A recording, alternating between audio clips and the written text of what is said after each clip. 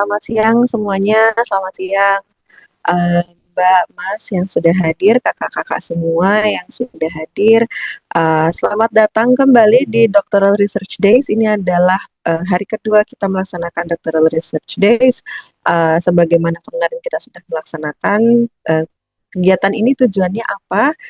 Salah satunya adalah mungkin ada teman-teman dari luar KBM yang sedang mempertimbangkan mau S3 di KBM atau tidak ya. Kalau mau di S3 di KBM kira-kira bisa melakukan penelitian seperti apa. Nah, ini semoga bisa menjadi gambaran. Forum ini bisa memberikan gambaran seperti apa sih S3 di KBM, atau juga untuk teman-teman yang sudah ada di KBM dan sedang stuck mungkin dengan penelitiannya, siapa tahu forum ini bisa menjadi sedikit eh, memberi insight, atau kalau bisa banyak ya, tidak hanya sedikit tapi banyak memberi insight untuk teman-teman yang saat ini mungkin sedang melaksanakan penelitian di KBM.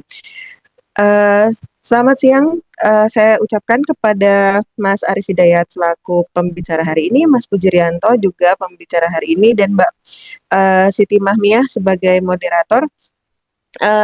Pada kesempatan kali ini, Dr. Arif Hidayat, Dr. Pujirianto, dan dipandu dengan Dr. Siti Mahmiah akan berbicara, berdiskusi tentang agama dan imajinasi lokalitas di layar kaca. Jadi teman-teman yang tertarik dengan eh, isu ini, dengan topik ini, tolong disimak baik-baik hingga akhir ya. Tanpa berlama-lama lagi, saya akan memberikan forumnya kepada Mbak Siti Mahmiah untuk dipandu. Silahkan Mbak Mahmiah. Baik, terima kasih Mbak Saroh. Selamat siang teman-teman semua. Assalamualaikum warahmatullahi wabarakatuh. Alhamdulillah, hari ini kita bisa melakukan doctoral research yang kedua ya, hari kedua, dan dengan tema agama dan imajinasi lokalitas di layar kaca. Ini hasil penelitiannya Dr. Arif Hidayat dan juga Dr. Puji Rianto tentang agama dan imajinasi lokalitas di layar kaca. Akan disampaikan oleh beliau berdua, dan menarik sekali penelitiannya mengenai agama dan lokalitas. Bagaimana agama dan lokalitas itu nanti dibingkai di layar kaca.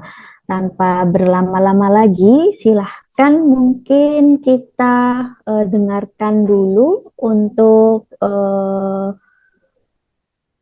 presenter yang pertama, yaitu Dr. Arif Hidayat. Nanti dilanjutkan kepada Dr. Puji Rianto. Untuk yang pertama pada Dr. Arif Hidayat. Ada Mas Dr. Arif Hidayat, silahkan untuk memaparkan risetnya. Terima kasih. Terima kasih Mbak Siti Mahmiah. Assalamualaikum warahmatullahi wabarakatuh. Selamat siang teman-teman semua, Mbak Saro, Mas Puji, dan teman-teman yang memang sudah hadir di Zoom ini. Terima kasih sudah berpartisipasi di Research Day hari kedua KBM 2026 ya. Jadi memang mungkin topik-topik ini kita membahasnya, saya dan Mas Puji ini mungkin topiknya agak klasik ya. Ini beda dengan yang kemarin tentang fandom, tentang K-pop, ramai sekali. Tapi ini sudah melipir-melipir tentang agama, tentang budaya, kayaknya ini aduh old fashion mungkin ya gitu ya. Tapi nggak apa-apa, ini sebagai salah satu apa namanya hasanah keilmuan yang memang apa namanya dipertajam di KBM begitu ya. Kadang kita itu perlu nyerempet-nyerempet sedikit topik-topik yang sensitif. Baik, saya izin share screen ya, teman-teman.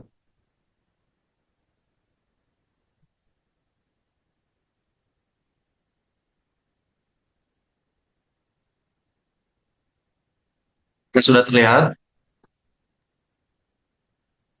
Sudah. Iya, oke. Jadi, izinkanlah pada kesempatan kali ini saya coba mempresentasikan apa namanya hasil riset saya dulu dalam menempuh S3 di KPM dengan apa namanya dengan judul Religius dan Religiusitas Layar Kaca, Studi Resepsi Islam Jauh terhadap Program Siaran Penguatan Identitas Keislaman di Televisi. Sebenarnya yang saya angkat di sini adalah merupakan topik terkait dengan bagaimana kemudian kita mengkritisi siaran religi yang ada di televisi yang begitu masif begitu ya. Dan siaran religi itu sebenarnya bukan hanya di saluran televisi saja, tapi juga sekarang sudah diamplifikasi ke dalam berbagai saluran, terutama media sosial dan seterusnya begitu. Tapi saya akan memotret bagaimana kemudian siaran religi ini menjadi salah satu apa namanya kerangka hegemoni baru oleh kelompok-kelompok Islam tertentu yang memang menghendaki adanya puritanisme Islam, terutama melalui media televisi. Ini saya sampaikan latar belakang. Jadi urgensi dari penelitian ini sebenarnya berasal dari penelitian antropologis ya. Ini sangat klasik juga berasal dari Clifford Geertz. Jadi dulu Clifford Geertz itu mengatakan ada dikotomi antara santri, abangan, terus kemudian ada priai begitu ya. Jadi ini studi yang merupakan studi antropologis, terus kemudian diteruskan oleh Woodward, Hefner begitu ya. Terus kemudian di kita juga ada promotor saya dan Mas Puji ini, Pak Bayu, ini tentunya juga konsen di ranah-ranah seperti ini. Terus kemudian di sini ada anggapan yang memang masih berkembang selama ini bahwa orang Islam Jawa atau Islam Jawa itu belum berislam secara benar, begitu ya. Jadi mereka itu telah menyimpang dari Al-Quran dan Sunnah secara normatif. Terus kemudian juga ada upaya terus-menerus dari mereka untuk meluruskan kaum Islam Jawa ini. Terus kemudian juga mereka menawarkan ideologi baru, yaitu representasi Islam Puritan, baik itu dalam bidang ekonomi, seperti hadirnya ekonomi syariah, terus kemudian dalam hal politik, misal adanya politik berhaluan Islam, hukum juga begitu, penegakan syariat, terus kemudian juga mereka memiliki berbagai channel yang memang menghendaki hadirnya nilai-nilai Islam sebagai peran yang diadopsi oleh negara secara ideologis, begitu, pada akhirnya seperti itu. Nah, kenapa kemudian saya melihat apa namanya penelitiannya dalam kacamata televisi? Karena ternyata di televisi itu jumlahnya, mohon maaf, karena di televisi itu jumlahnya untuk tayangan yang bernuansa religi, ternyata dalam satu minggu itu jumlahnya sangat fantastis, 323 spot. Artinya 323 acara setiap minggu acara itu diputar secara terus-menerus gitu ya. Dan acara ini kemudian dianggap sebagai tayangan yang recommended oleh Komisi Penyiaran Indonesia. Jadi dilegitimasi oleh KPI sebagai siaran yang kemudian sebaiknya memang ditonton, direkomendasikan begitu ya. Terus kemudian juga menurut data, meskipun televisi ini sebenarnya sudah mulai banyak ditinggalkan, ternyata datanya masih banyak orang yang mengkonsumsi tayangan televisi. Jadi meskipun sekarang platform yang ada itu mungkin sudah berubah menjadi apa namanya MUX ya atau Smart TV begitu ya dengan televisi yang berjejaring dengan menggunakan media internet, tapi siaran secara tradisionalnya itu masih bisa diakses begitu. Terus kemudian juga pendapatan iklan, meskipun dari beberapa kasus televisi terdapat penurunan, tapi setidaknya jumlahnya masih sangat fantastis begitu ya. Nah, dari gap penelitian, misal karena saya berada dalam dua blok besar kajian, yang pertama secara antropologis, terus kemudian secara kajian budaya atau cultural studies, fokus di kajian sebelumnya secara antropologis tentu saja ini menghadapkan kelompok Islam Puritan dan Abangan secara diametral begitu ya. Jadi mereka itu nanti munculnya adalah alkulturasi, asimilasi, begitu sintesisnya. Tapi kemudian belum ada yang kemudian menggeser topik itu atau ditandemkan dengan topik yang bersifat kajian budaya, seperti yang saya sebutkan tadi.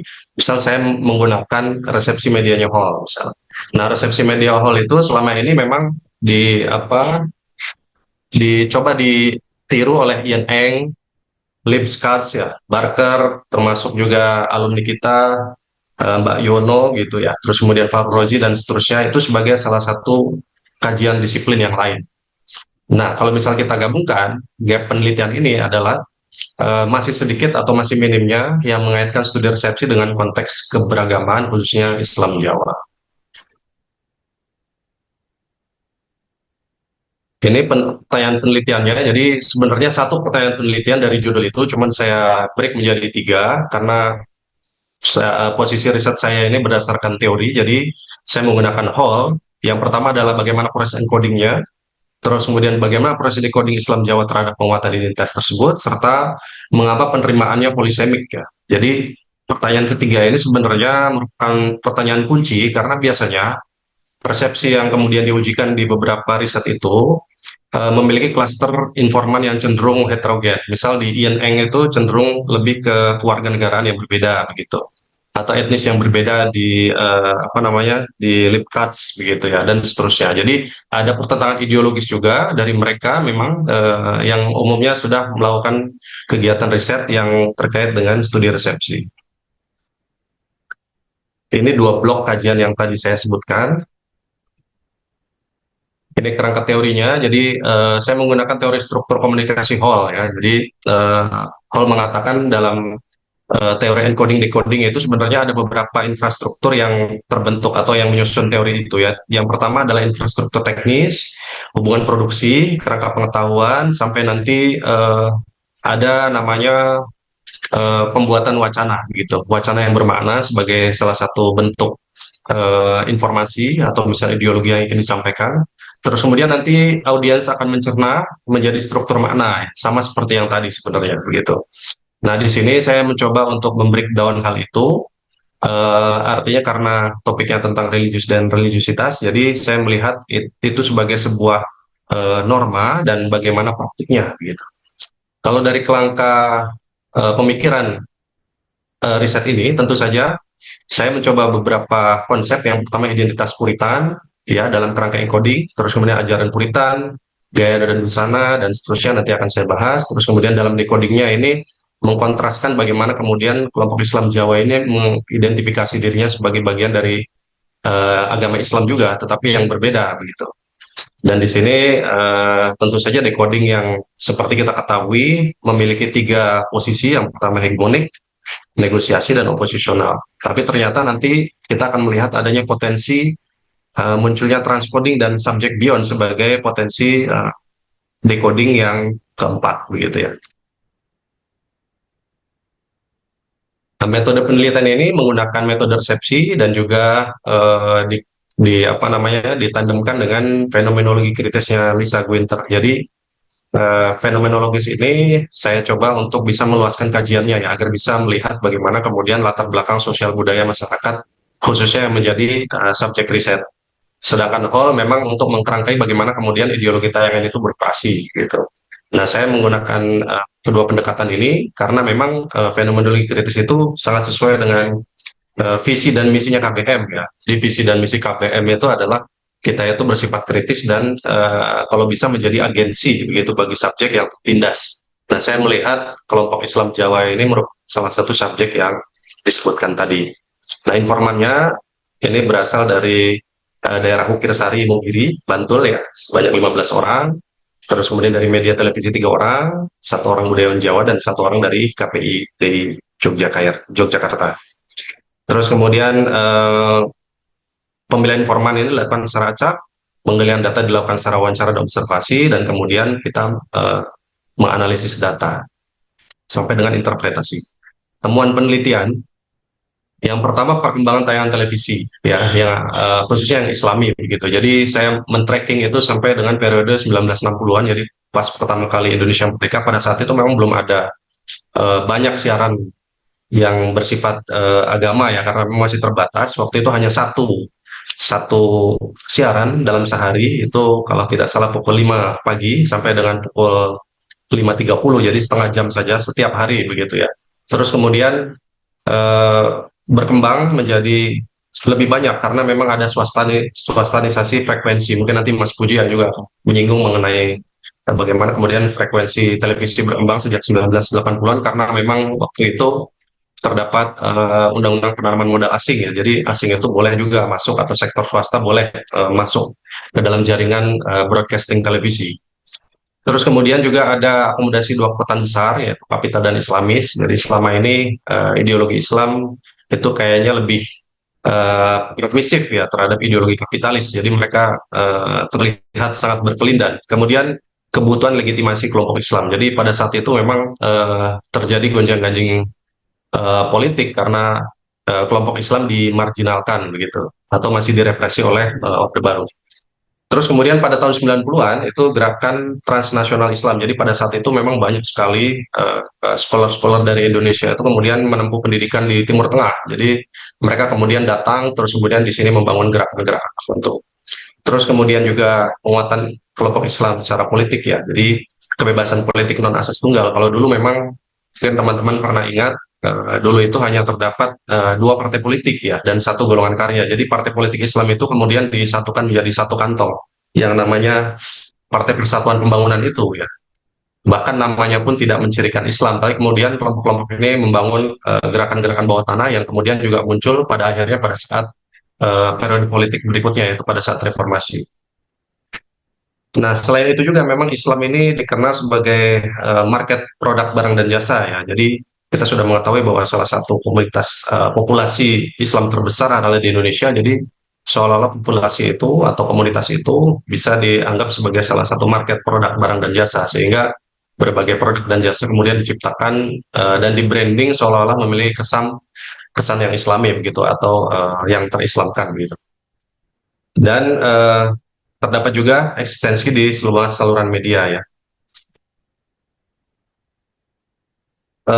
Nah, ini saya memang penelitiannya cukup dekat, masih di wilayah Yogyakarta, tepatnya di Kelurahan Ukirsari. Jadi kalau teman-teman apa namanya jalan-jalan ke wilayah selatan itu di Bantul ke apa namanya Pajimatan ya, tempat apa namanya pemakaman raja-raja itu ada namanya kelurahan namanya Ukirsari. Nah, disitulah tempat. Jadi saya melihat secara demografis sosio-religius di situ masyarakat memiliki religiusitas yang bersifat Jawa begitu ya, atau memang sangat Jawa sekali. Terus kemudian masyarakat juga ada sebagian mempertahankan identitas hibrid ya. Jadi ada yang Islam, ada yang Jawa. Jadi perlu saya mungkin highlight bahwa di Wukirsari itu masuknya di Kecamatan Imogiri ya. Jadi Kecamatan Imogiri ini merupakan salah satu sentral Muhammadiyah.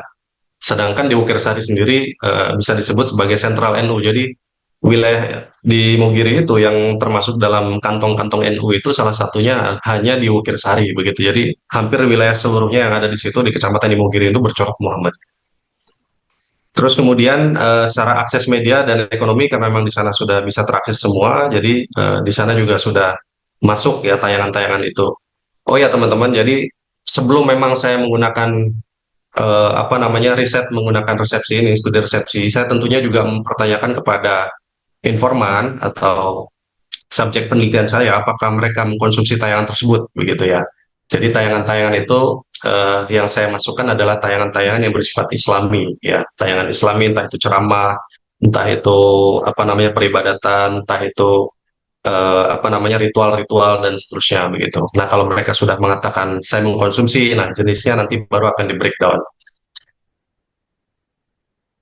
Ya, selanjutnya ini latar tayangan Islami. Jadi tayangan yang dijadikan sebagai contoh adalah Siraman Kolbu dan Damai Indonesiaku ya. Jadi dua tayangan ini merupakan salah satu acara yang memang dikonsumsi oleh informan begitu atau oleh subjek. Terus kemudian juga tayangan ini merupakan sebagian kecil dari populasi yang saya sebutkan tadi yang ratusan itu ya. Terus kemudian masyarakat di sana juga mengkonsumsi tayangan secara berbeda-beda, secara frekuensi. Terus kemudian eh, tayangan Islam dipercaya sebagai proses Islamisasi Islam Puritan ya, melalui penayangan secara terus-menerus. Jadi seolah-olah seperti zaman dulu, zaman Orde Baru itu. Jadi tayangan itu, misal nyanyian Garuda Pancasila itu akan ditayangkan secara terus-menerus. Jadi itu salah satu bentuk penanaman ideologi Pancasilais ya. Sampai sampai sekarang pun generasi tahun 80 90 pasti hafal dengan lagu Pancasila. Tapi generasi setelahnya mungkin banyak yang belum tahu gitu ya bagaimana nyanyian Garuda Pancasila itu. Salah satu penanaman ideologi yang sistematis. Terus kemudian pandangan berfokus pada solusi agama disertai dalil ayat dan kitab suci. Kita masuk dalam bahasan encoding ya, encoding tayangan Islami. Jadi encoding ini dilihat sebagai salah satu ritual besar interaksi antar aktor ya dalam proses produksi. Jadi di situ merupakan salah satu bentuk interaksi atau ekosistem yang melibatkan berbagai pihak. Jadi produser, penceramah, kru, tim kreatif ya, pembawa acara, termasuk penonton dan seterusnya. Terus kemudian produksi sebagai kerangka pembentukan ideologi Islami. Jadi memang proses produksi ini kalau saya lihat memang mereka memang memfokuskan diri pada bagaimana kemudian menanamkan nilai-nilai Islam gitu ya. Jadi masyarakat supaya semakin kuat nilai-nilai Islam dan juga penanaman ideologinya begitu. Jadi memperkuat keimanan secara spiritual. Terus kemudian dari encoding ini bisa terlihat misal menggunakan bahasa yang dapat ditangkap semua kalangan ya. Jadi bahasanya itu eh, sangat apa ya, kalau saya lihat sangat ringan mungkin ya, ringan, akrab dan seterusnya begitu. Jadi seolah-olah juga mendengar persoalan yang disampaikan oleh jamaah yang ada di studio maupun yang ada di pemirsa yang ada di rumah begitu. Terus kemudian juga dari infrastruktur teknis, misal ada pencahayaan yang teduh ya, misal contohnya untuk tayangan apa namanya Damai Indonesiaku itu lebih cenderung teduh begitu karena memang memuat bagaimana kemudian Islam itu merajut apa namanya eh, eh, eh, merajut kebersamaan gitu ya. Jadi kebinekaan itu tidak perlu dipersoalkan menjadi salah satu perbedaan, tapi kita mengutamakan persatuan. Terus kemudian juga ada musik pengiring ya, musik pengiring kalau misal di acara Mama Dede itu musik pengiringnya gambus, kalau di Damai Indonesiaku itu lebih ke band rock dan seterusnya begitu. Terus posisi audiens juga, misal posisi audiens ketika berinteraksi di studio, di acara Mama Dede itu berbeda dengan interaksi audiens yang di acara Damai Indonesiaku, di mana Damai Indonesiaku itu lebih syutingnya itu atau tempat lokasi syutingnya itu lebih ke masjid begitu. Nah, ini contoh tema dalam ceramah religi, ini misal di siaran siraman kolbu ya, MNC TV ini Mama Dede. Jadi biasanya Mama Dede itu lebih cenderung membahas persoalan-persoalan domestik. Ya, jadi persoalan domestik, misal contohnya mengenai rumah tangga, menghadapi musibah, begitu infak sedekah, dan seterusnya. Bahkan persoalan-persoalan yang bisa disebut sebagai persoalan rumah tangga sehari-hari, misal contohnya antara konflik antara mertua dan menantu, anak dengan orang tua, dan seterusnya begitu ya.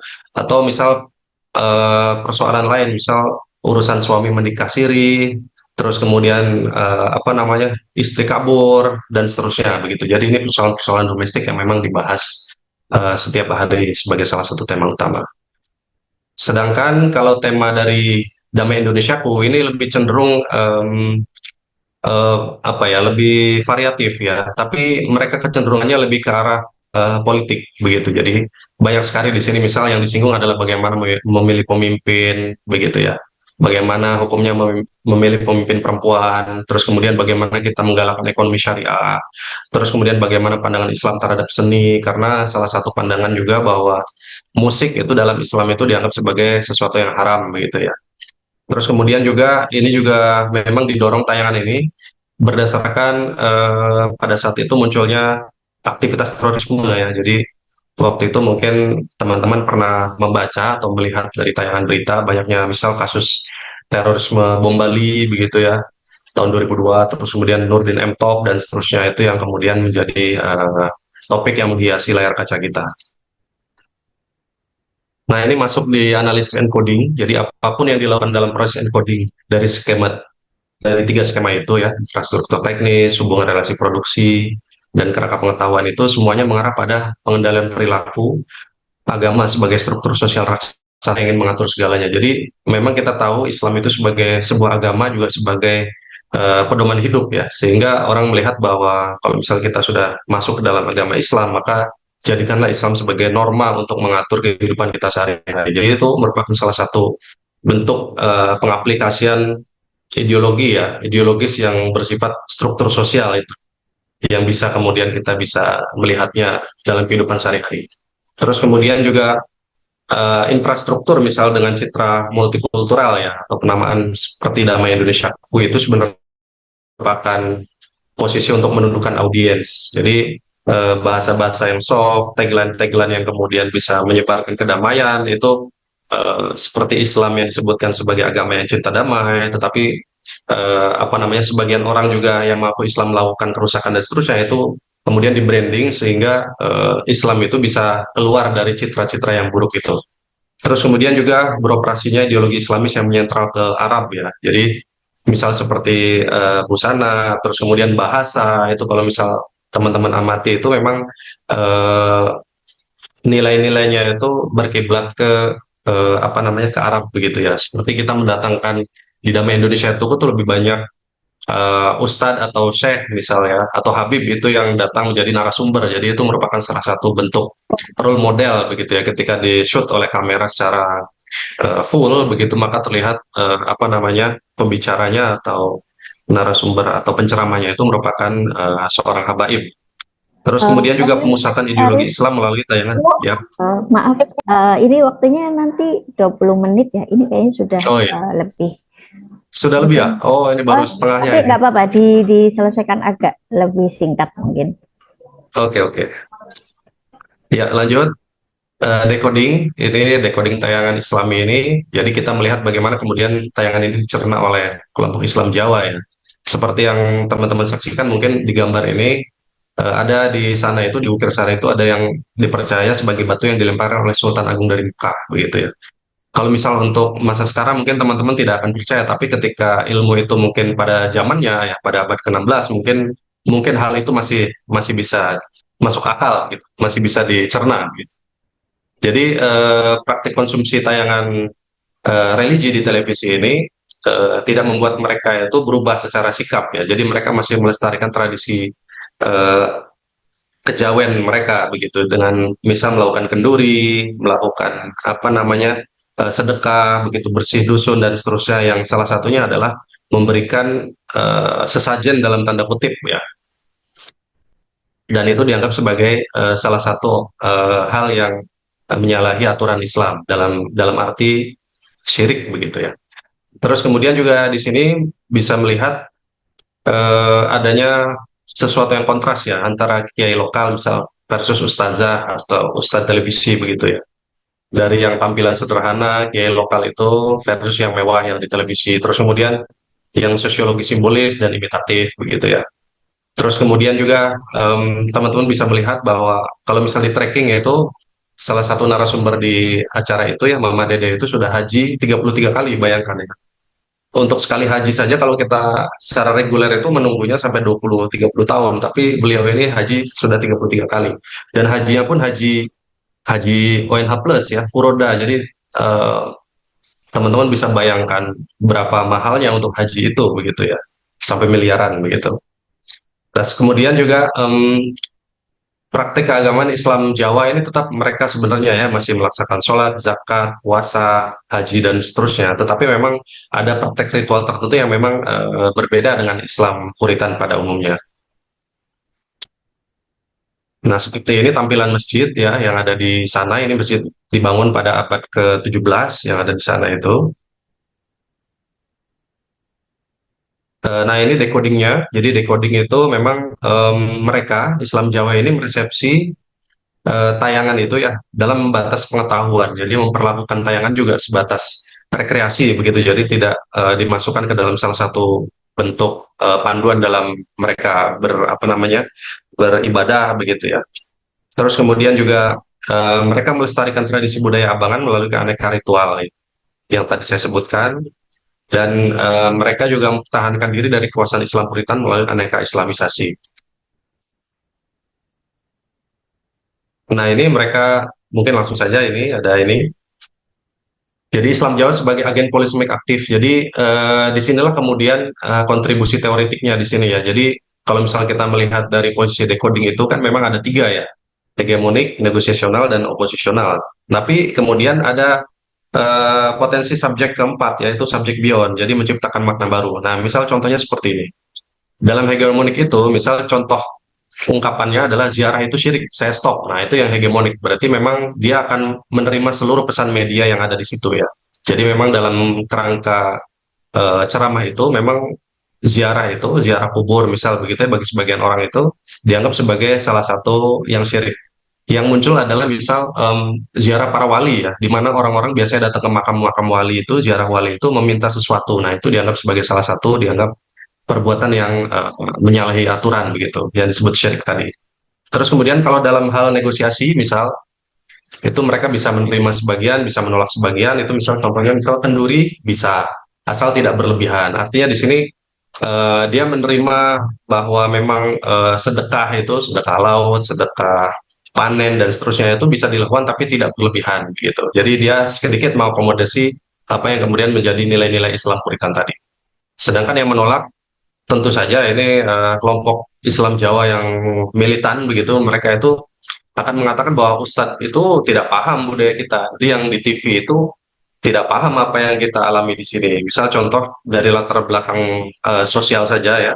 Mama Dede itu kan berasal dari daerah Jawa Barat, bukan orang Islam, bukan orang Jawa begitu dalam tanda kutip ya. Sehingga memang sangat jauh, apalagi habaib itu ya, yang dikatakan justru malah orang Arab gitu ya. Jadi sangat jauh sekali dengan kultur sosiologis masyarakat Jawa. Nah, di sini kemudian yang keempat adalah subjek beyond atau agensi polisemik ini mencipta makna baru. Jadi, misal contoh pernyataannya adalah tauhid ya penting, tapi perewangan juga jalan spiritual. Jadi, tauhid itu memang tidak bisa dikeduakan begitu ya. Allah itu esa, misal begitu ya. Tapi perewangan itu yang tadi saya sebutkan, misal kita memohon berkah untuk berkah dari kubur atau dari ziarah wali begitu ya. Nah, itu jalan perewangan. Jadi mereka tuh meminta karena memang merasa mereka tuh tidak dekat dengan Tuhan sehingga meminta jalur dari orang yang dekat dengan Tuhan begitu. Kurang lebih seperti itu. Nah, ini skip saja. Langsung kesimpulan. Jadi tayangan religi di televisi merepresentasikan Islam sebagai konstruksi diskursif ya, yang dikemas melalui strategi encoding hegemonik, yaitu produksi makna yang menstabilisasi narasi Islam yang spiritual tadi ya. Jadi mereka memang sangat puritan begitu dalam menayangkan tayangan religi yang ada begitu. Terus kemudian resepsi masyarakat Jawa terhadap tayangan religi berlangsung sebagai proses penafsiran budaya yang berlapis ya, di mana pesan-pesan keagamaan itu dikemas dalam kerangka Islam modernis, tetapi ditanggapi dengan cara yang selektif dan kontekstual. Terus kemudian resepsi masyarakat Islam Jawa terhadap tayangan religi, jadi bukan sekedar bentuk tafsir ganda, tetapi melainkan arena produksi makna baru yang melampaui kerangka decoding halian, yang tadi yang dalam tiga kategori itu, di mana audiens bertindak sebagai subjek polisemik aktif yang melakukan cultural transcoding, yaitu penggabungan perlawanan. Ya. Jadi juga ada inovasi terhadap simbol-simbol perlawanan secara Islamis dengan kosmologi, spiritualitas, dan imajinasi budaya lokal. Saya kira begitu ya, nanti akan kita perjelas mungkin dengan sesi diskusi ya. Mungkin seperti itu, Mbak Mahmia, terima kasih. Baik, terima kasih pada Mas Dr. Arif Hidayat untuk pemaparannya tadi mengenai religius dan religiusitas di layar kaca, studi resepsi Islam Jawa terhadap program siaran penguatan identitas keislaman di televisi. Jadi ada tiga hal tadi ya yang dibahas, dari bagaimana encoding dan decoding program siaran terhadap penguatan identitas keislaman di televisi, juga bagaimana penerimaan program siaran tersebut bersifat polisemik ya. Oke, itu menarik sekali ya tadi dari pemaparan Dr. Arif. Kemudian kita lanjutkan untuk teman-teman yang mau bertanya bisa silakan disimpan dulu untuk ditanyakan di sesi setelah Mas Dr. Puji Rianto yang akan membicarakan mengenai ekonomi politik TV lokal dan pembentukan Cultural Sphere Indonesia, analisis konstruksi budaya oleh TV lokal Adi TV dan Bali TV. Oke, silahkan kepada Mas Dr. Puji. Waktunya sekitar 20 menit. Terima kasih. Mbak Siti Mahmiyah. Bismillahirrahmanirrahim. Assalamualaikum warahmatullahi wabarakatuh. Yang saya hormati Mas Arif Hidayat, Mbak Adani MH, atau biasa kita kenal Mbak Saroh, dan teman-teman semua. Terima kasih, ini satu kesempatan yang luar biasa yang diberikan ke saya setelah tadi menyimak presentasi yang menurut saya cukup menarik, itu Mas Arif Hidayat, terkait dengan analisis resepsi ya. Saya ingin menyampaikan presentasi hasil tulisan saya yang disertasi sama seperti Mas Arif.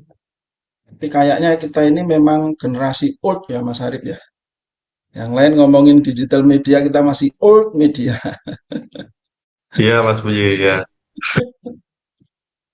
Baik, saya ingin cerita sedikit, mudah-mudahan saya tidak kelewat 20 menit, mengenai mengapa saya riset TV lokal ini ya. Tadi Mas Arief Hidayat riset tentang TV nasional, saya yang lokal saja. Jadi bukan perspektif lokal, terus saya TV lokal aja. Jadi pertama ini konteksnya sebetulnya saya berinteraksi dengan TV lokal jauh sebelumnya ya tahun 2009 ketika saya dan almarhum guru saya Amir Effendi Siregar itu mendirikan namanya PR2 Media, Pemantau Regulasi dan Regulator Media. Itu saya dan beberapa peneliti di Jogja itu melakukan kajian-kajian ekonomi politik ya terkait dengan demokratisasi penyiaran. Nah, dan itu membawa saya bersinggungan secara aktif dengan teman-teman TV lokal. Nah, maka sejak itulah saya punya satu apa namanya gagasan, keinginan gitu bahwa kalau suatu saat saya menulis disertasi, saya akan menulis TV lokal. Nah, secara empiris dan teoritik ada beberapa dasar mengapa saya mengambil topik penelitian ini. Yang pertama adalah konteks yang tadi sempat disinggung oleh Mas Arief Hidayat soal liberalisasi, ya, tapi backgroundnya sebetulnya kalau saya itu liberalisasi industri media secara umum tahun 1998 yang kemudian melahirkan Undang-Undang Nomor 40 tahun 99 dan Undang-Undang Nomor 32 tahun 2002. Nah, intinya adalah pertama ada pergeseran ya, di dalam kebijakan negara dan media dari sentralisme ya yang dulu hanya TVRI dan TV swasta Jakarta ya, yang diwakili beberapa diantaranya sebelum reformasi itu RCTI, SCTV, TV, TPI dan Indosiar. Lalu mulailah muncul TV-TV baru pasca reformasi. Nah, salah satunya adalah televisi lokal. Jadi ada pergeseran dari kebijakan negara yang otoriter menuju ke arah demokrasi itu ya. Nah, sentralisme itu juga ternyata di dalam praktiknya seturut dengan kebijakan pembangunan. Nah, di dalam proses kebijakan pembangunan yang muaranya kepada modernitas itu tantangan negara baru seperti Indonesia adalah membangun budaya nasional. Nah, problem dari membangun budaya nasional itu kan selalu di mana letak budaya daerah. Itu oleh beberapa ahli dikemukakan sebagai budaya etnis. Nah, cilakanya itu, atau mungkin bukan cilakanya ya, kodratiyahnya karena budaya baru itu belum terbentuk, pertanyaan selalu muncul, sebetulnya budaya Indonesia itu yang mana gitu. Nah, ketegangan dengan budaya daerah itu terus-menerus muncul ya antara budaya. Nah, yang kemudian terjadi adalah seperti dicatat oleh beberapa ilmuwan sosial mancanegara yang mengamati tentang Indonesia, ternyata budaya daerah itu terus berada di pinggiran gitu. Tidak pernah menjadi sentral. Jadi kalau toh dia diakui itu sifatnya karikatur lah, itu karikaturif ya. Nah, kemudian dalam situasi semacam itu di dalam pemahaman saya, meskipun kita hampir tidak pernah berbicara ya dalam konteks demokrasi penyiaran itu, yang kita sering bicarakan adalah apa itu public sphere gitu. Kita hampir tidak pernah bicara tentang culture sphere. Sebetulnya di dalam disertasi saya ada dua konsep pokok. Yang pertama adalah culture sphere yang menginduk kepada Mike Featherstone, dan yang kedua adalah cultural public sphere yang menginduk ke Jim McGuigan gitu. Nah, ini kemudian melahirkan dua analisis yang berbeda. Nah, oleh karena itu di dalam kesempatan ini karena waktunya terbatas, saya akan fokus pada culture sphere saja. Ya, sebagai bagian dari temuan disertasi saya itu.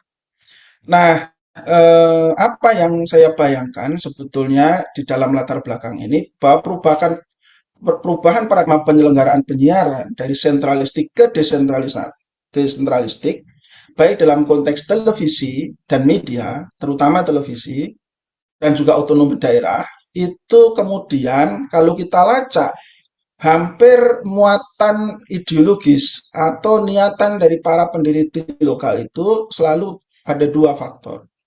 Yang pertama adalah mengekspresikan diri atau mengekspresikan identitas lokal, mengekspresikan budaya lokal. Saya wawancara dengan banyak orang di sekitar tahun 2009 sampai dengan 2012, kira-kira itu yang muncul. Nah, lalu kemudian yang kedua karena mereka adalah televisi swasta, ya mereka tentu ingin mengeksploitasi ekonomi lokal. Bagaimana ekonomi lokal itu tidak dikuasai oleh Jakarta saja, tetapi juga oleh televisi lokal. Karena banyak di antara televisi lokal itu dilahirkan oleh konglomerat-konglomerat lokal. Yang ironisnya juga kemarin Jawa Pos tutup juga karena tidak mampu bertahan dari gempuran TV, media digital dan juga kuatnya dominasi TV Jakarta. Nah, sehingga di dalam bayangan saya, dalam situasi begitu, kita bisa berbicara tentang culture sphere gitu. Nah, yang kita bayangkan sebetulnya ya culture sphere ini tidak berbeda jauh dengan yang dibayangkan Habermas, hanya saja fokus perhatiannya itu berbeda. Gitu. Jadi kalau kita berbicara tentang culture sphere, kita berbicara tentang budaya atau program non berita. Kalau culture sphere kita berbicara tentang program berita. Orientasi public sphere adalah pada kognitif, diskusi, debat politik. Ujungnya nanti pada demokratisasi politik. Maka kalau culture sphere kita berbicara tentang kalau bahasanya Witherspoon kita berbicara tentang otonomi pekerja seninya. Nah, saya kemudian nanti di bagian tulis saya perluas konsep Witherspoon itu dengan tidak hanya berbicara pada wilayah otonomi pekerja seni, tetapi juga bagaimana culture sphere itu juga mampu menjadi ruang ekspresi bagi budaya-budaya yang berada di dalam satu wilayah tertentu. Sehingga prinsip-prinsip dari public sphere seperti culture sphere seperti public sphere seperti keterbukaan, inklusivitas, akses itu saya gunakan di dalam melihat culture sphere itu. Nah, lalu yang kedua adalah soal debat teoritik itu. Nah, pada tahun 1995 itu kan ada debat yang sangat menarik dan ini sangat terkenal debatnya itu antara culture studies dengan ekonomi politik. Ekonomi politik itu diwakili oleh Gunham dan Murdoch, sedangkan culture studies itu Lauren Grossberg dan James Carey. Nah, mereka berdebat di jurnal di sebuah artikel yang kalau tidak salah itu jurnal namanya Colloquy. Nah, mereka saling berdebat. Nah, yang ini kemudian melahirkan satu tradisi penelitian baru, jadi di era tahun mulai 2000 ke belakang gitu, itu mulai melakukan integrasi atas dua pendekatan ini. Jadi di dalam disertasi ini saya menggunakan dua pendekatan, yang pertama adalah ekonomi politik dan yang kedua adalah cultural studies. Nah, tentu tujuannya adalah bagaimana agar ketika kita mengkaji fenomena media itu mempunyai gambaran yang lebih bagus ya dibandingkan kita hanya mendekatkan satu perspektif saja. Kenapa? Karena misalnya perspektif ekonomi politik itu kan selalu dituduh reduksionis ekonomi terlalu mereduksi pada faktor ekonomi. Dan memang kalau kita baca literatur ekonomi politik itu tidak bisa dilepaskan dari bagaimana mereka percaya bahwa ekonomi itu menentukan konten medianya. Nah, sementara culture studies ini kan membuka ruang ya untuk resistensi, negosiasi dan seterusnya. Sehingga menggabungkan dua pendekatan ini saya kira akan menjadi menarik ya sekaligus menantang. Nah, lalu latar belakang yang ketiga, mengapa saya pada akhirnya memilih ADTV dan TV itu ya. Kalau tadi Mas Arif Hidayat ini soal Islam Jawa gitu, nah saya milih ADTV itu ya karena berbau-bau Islam, Mas. Jadi kayaknya kita orang-orang yang selalu curiga nih Islam ini kekuatan yang mendominasi itu ya. Nah, jadi ADTV saya pilih karena dia satu sifatnya TV lokal independen ya, dia tidak menjadi jaringan dari bisnis di dalam media lokal itu. Terus yang kedua ya tentu ADTV itu mengemban misi dakwah ya, sehingga menjadikannya sebagai sebuah kasus yang menarik untuk mengkaji culture sphere-nya. Lalu Bali TV ya jelas dia menjadi salah satu media yang paling banyak dirujuk ketika berbicara tentang televisi lokal di luar misalnya Jawa Pos Group ya yang kemarin Jawa Pos TV-nya sudah tutup. Nah, dua-duanya itu menjadi instrumen agama. Jadi kita ini memang agamanya kuat sekali Mas Arief ya. Jadi ADTV menjadi instrumen dakwah, Bali TV dan semua anggota berada di grupnya itu menjadi agen dalam konteks melawan dominasi budaya nasional itu melalui budaya daerah. Dalam konteks Bali TV adalah gerakan Ajak Bali gitu. Nah, kenapa Bali dan Jogja itu karena di dalam perdebatan budaya kedua wilayah ini mempunyai peran yang sangat sentral. Baik, nah saya akan apa namanya ini pertanyaan penelitian saya, tapi pada pertanyaan penelitian saya secara umum adalah bagaimana televisi lokal berkontribusi dalam membangun cultural sphere di Indonesia. Ya, ada lalu pertanyaan rumusan masalah besar ini saya turunkan 4 pertanyaan pokok. Ya, bagaimana kedua TV mengkonstruksi, lalu bagaimana faktor ekonomi politik, bagaimana relasi kuasa menentukan konstruksinya, dan kemudian bagaimana apa namanya konstruksi itu dan ekspresi itu berkontribusi bagi culture di Indonesia. Nah, ini saya skip saja kajian-kajian ekonomi politik. Memang di Indonesia sebagian besar kajian media adalah ekonomi politik ya. Nah, lalu apa namanya kalau kita petakan kira-kira studinya itu televisi nasional, kepemilikan, intervensi, regulasi, imperialisme, ya keberagaman, kontor, public sphere, atau lokal itu kira-kira kepemilikan, representasi, keberagaman, representasi lokal dan budaya. Nah, saya menggunakan 4 teori yang ini sebetulnya saling berkaitan dalam kalau kita berbicara tentang cultural sphere.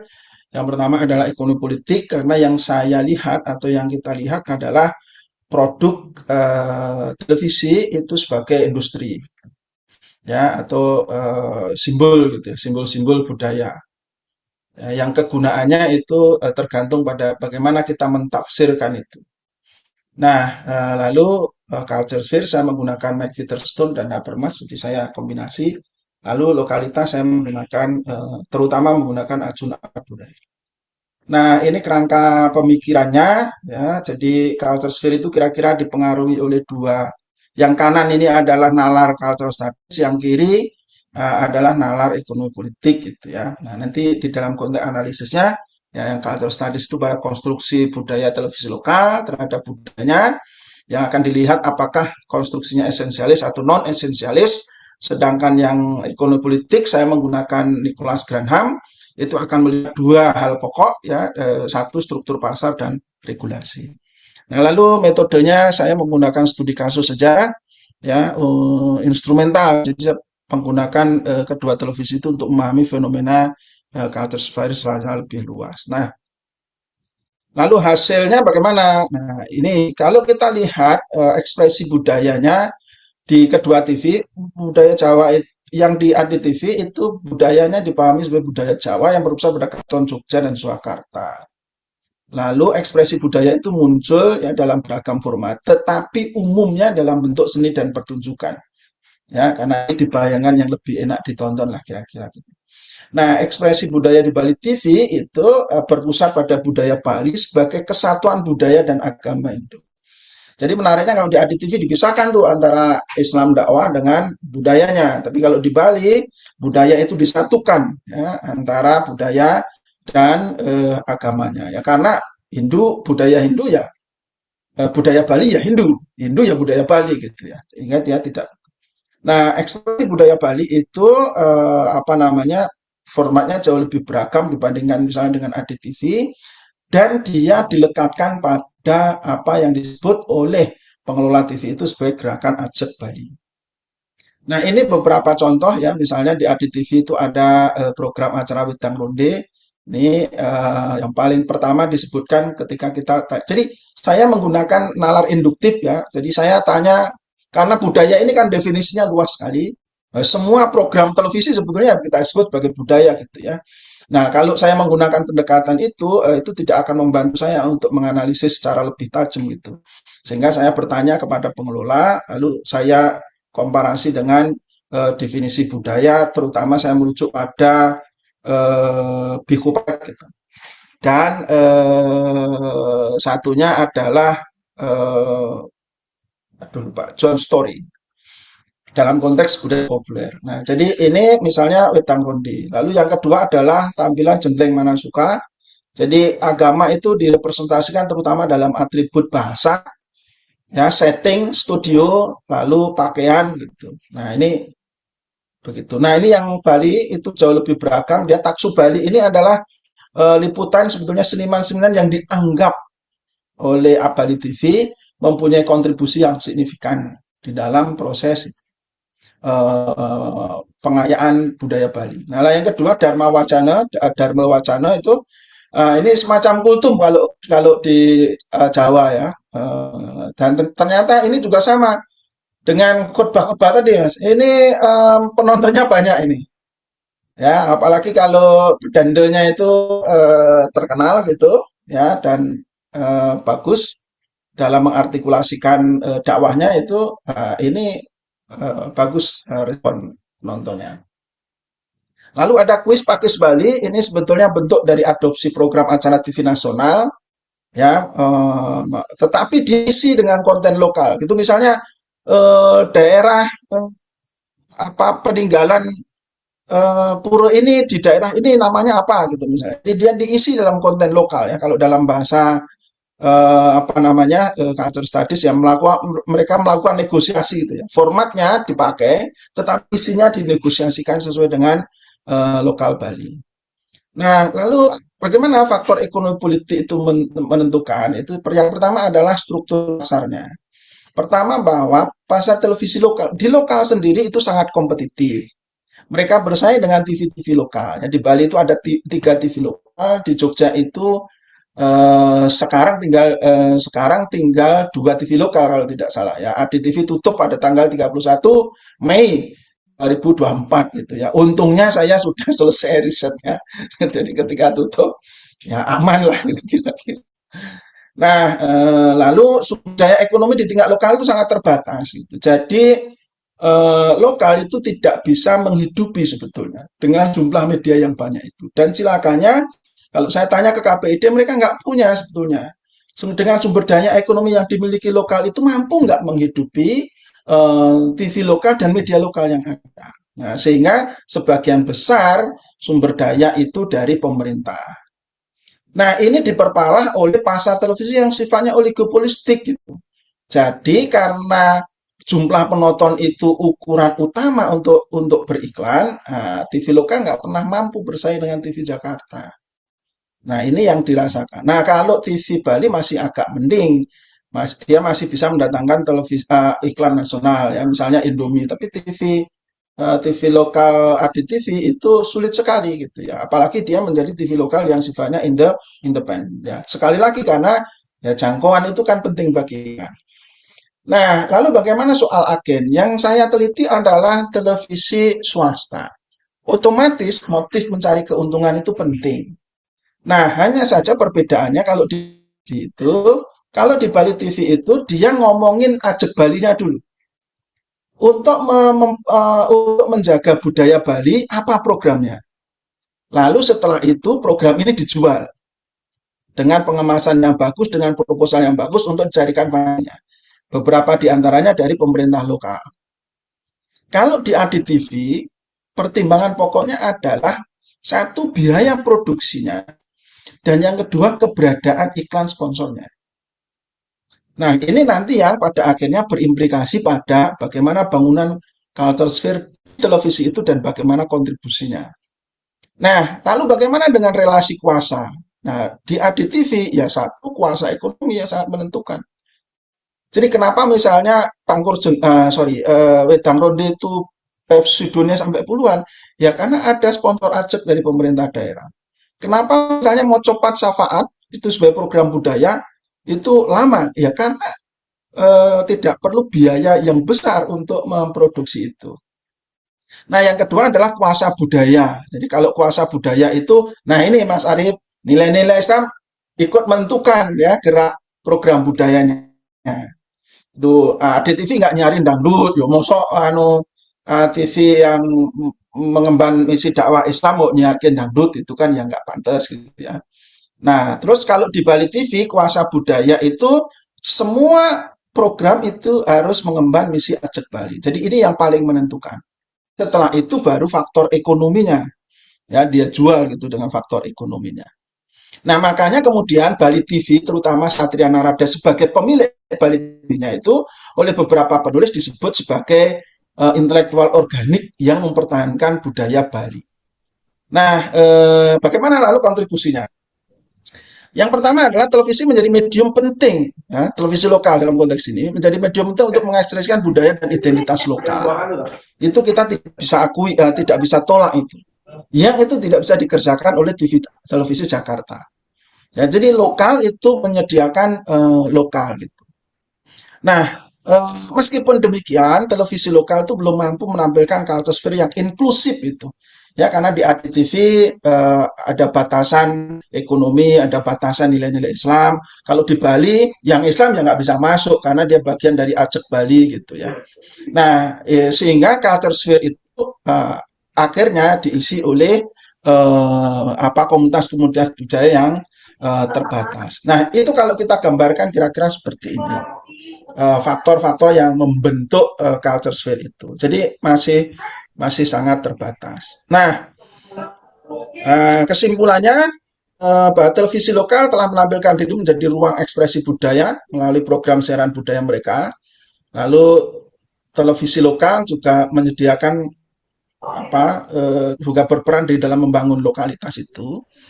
Nah, meskipun demikian, ya karena faktor ekonomi cara mereka mengkonstruksi budaya yang cenderung esensialis dan menuju budaya bohemian itu upaya untuk membangun istilahnya vibran culture sphere itu ya culture sphere yang bersemangat yang kuat itu belum mampu dibangun oleh ini dengan baik gitu ya karena prasyarat-prasyaratnya tadi belum terpenuhi dengan baik ya seperti akses terbuka pada semua komunitas budaya lalu yang kedua inklusif gitu ya terbuka. Nah, itu tidak terjadi karena pada akhirnya ya dia didominasi oleh budaya dari market dan budaya dari ideologi TV-nya gitu. Sehingga tidak cukup. Nah, sehingga ya kalau meminjam hak bermas ya terjadilah apa yang disebut sebagai refeudalisasi culture sphere. Saya kira itu Mbak Siti Mania, mudah-mudahan tidak terlalu panjang molornya ya. Terima kasih. Wassalamualaikum warahmatullahi wabarakatuh. Waalaikumsalam warahmatullahi wabarakatuh. Terima kasih pada Mas Dr. Puji Rianto untuk pemaparannya tadi mengenai ekopol ya, ekonomi politik dan juga cultural sphere di televisi lokal ADTV dan Bali TV. Itu untung sekali ya Mas, udah selesai penelitiannya ya karena di TV udah ada. Oke, baik, langsung saja kepada para penanya. Kami materinya sangat menarik ya kalau tadi old tapi menarik dan juga masih banyak kita temukan ya di TV lokal mengapa mereka masih menampilkan lokalitas budaya tadi. Silahkan mungkin bisa raise hand atau langsung saja.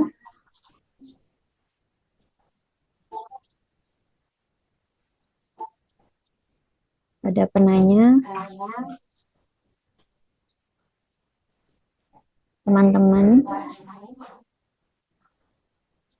ini ada beberapa teman-teman KBM ya, ada Mbak Lia, ini ada Mbak Lia yang dedengkotnya Bali TV nih, mungkin ada beberapa yang raise hand. Oh udah ada Mas Fikri Nuvian Pratama, oke silahkan.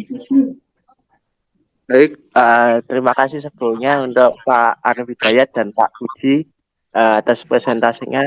Perkenalkan, nama saya Fikri Novian Pratama, saya dari UNS Solo. Saya izin bertanya kepada mungkin Pak Arif. Pak Arif, satu pertanyaan tentang mungkin kan tadi di garis bawahi kalau di Jogja itu ada apa namanya komunitas anak Muhammadiyah dan NU. Nah itu kalau menurut Bapak sendiri itu pada saat penelitian apakah ada mungkin sentimen dari masyarakat kalau saya ini tetap manut kiai saya, jadi manut itu apa namanya kepercayaan lokal yang memang mengandalkan mungkin siaran agama-agama atau ajaran nilai-nilai itu ya dari tutur kata atau ceramahnya dari kiai-kiai panutan dari masyarakat tertentu. Jadi manut kiai ini, jadi tidak terpengaruh dari media. Apakah dalam mungkin wawancara atau menemukan informan itu ada proses mungkin perbedaan persepsi antara siraman rohani di televisi dan mungkin ceramah langsung oleh kiai-kiai yang ada di kampung? Terima kasih sebelumnya.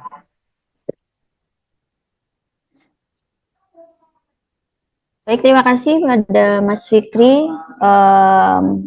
Ada lagi, Mbak Saro mau bertanya?